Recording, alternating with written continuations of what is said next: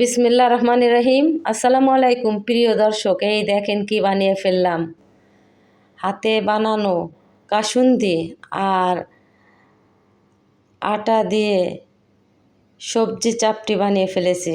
আর এই চাপটিটা দেখতে যেমন অপূর্ব, খেতে মুচমুচে অসাধারণ অসাধারণ। আর এই চাপটিটা কিভাবে তৈরি করেছি সেটাই আজকে আমি আপনাদেরকে শেয়ার করব। প্রথম থেকে শেষ পর্যন্ত দেখতে থাকবেন। প্রথমে আমার যা যা লাগবে, এখানে আমি আলু কুচানো নিয়েছি, এখানে আমি পটল কুচানো নিয়েছি, এটা পেঁয়াজ কুচানো, এটা আটা, আমি এই আদা কুচানো নিয়েছি, পরিমাণ মতন ঝাল কুচানো নিয়ে নিলাম। আমার এগুলো সব চাপটির জন্য লাগবে। আমি এখন এগুলোকে সরিয়ে রাখলাম। এখন আমি ডিপ গামলা নিয়ে নিলাম। এখন আমি একে একে সবজি দিয়ে দেব। আগে প্রথমে আমি আলু কুচানো দিয়ে দিলাম, পটল কুচানো দিয়ে দিলাম, পেঁয়াজ কুচানো দিয়ে দিলাম, কাঁচা ঝাল কুচানো দিয়ে দিলাম, আদা কুচানো দিয়ে দিলাম, 1 চামচ উঁচু করে হলুদের গুঁড়া দিয়ে দিলাম, 1 চামচ চাট মশলা দিয়ে দিলাম, 1 চামচ সাদা লবণ দিয়ে দিলাম। এখন আমি ভালো করে সবজিটা চটকিয়ে নেব, ভালো করে চটকিয়ে নরম করে নেব।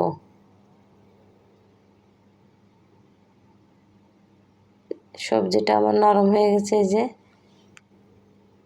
এখন আমি এতে পরিমাণ মতো আটা দিয়ে দিলাম।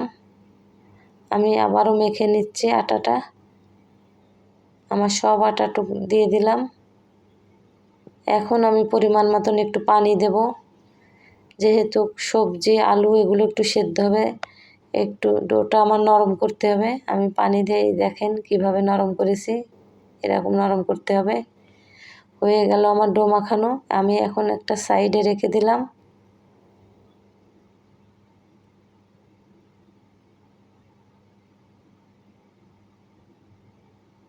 চুলায় একটা প্যান বসিয়ে দিলাম, ফ্রাই প্যান বসিয়ে দিলাম।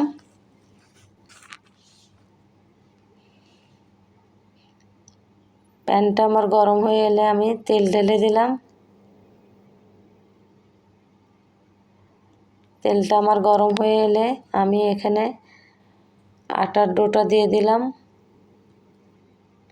এখন আমি সুন্দর করে চেপে চেপে রুটি আকারে গোল করে নেব। এই যে আমার চাপটি এখন ঢেকে দিলাম। 1 মিনিট পরে আমি আবার ঢাকনাটা তুলে ফেললাম। আমি চাপটিটাকে উল্টে দেব। আবারও আমি 1 মিনিট অপেক্ষা করব। আবারও আমি ঢাকনা দিয়ে ঢেকে দিয়ে 1 মিনিট অপেক্ষা করব।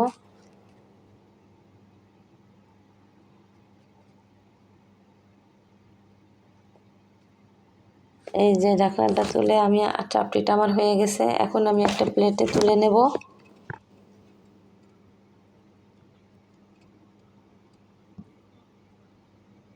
দেখেন অপূর্ব দেখতে। আবারও আমি একটু তেল দিয়ে দিলাম।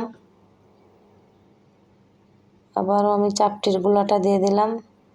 দিয়ে আমি ভালো করে চেপে চেপে রুটি আকারে গোল করে নেব। এখন আমি আবার ঢাকনা দিয়ে ঢেকে দিলাম।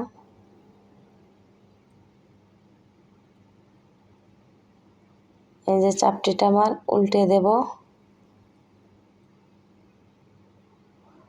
এই আবারও আমি চাপটিটা ঢেকে দিলাম। চাপটিটা আমার হয়ে এসেছে।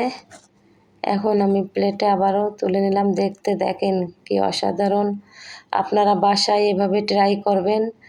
ভালো থাকবেন, সুস্থ থাকবেন, আমার জন্য দোয়া করবেন। আল্লাহ হাফেজ।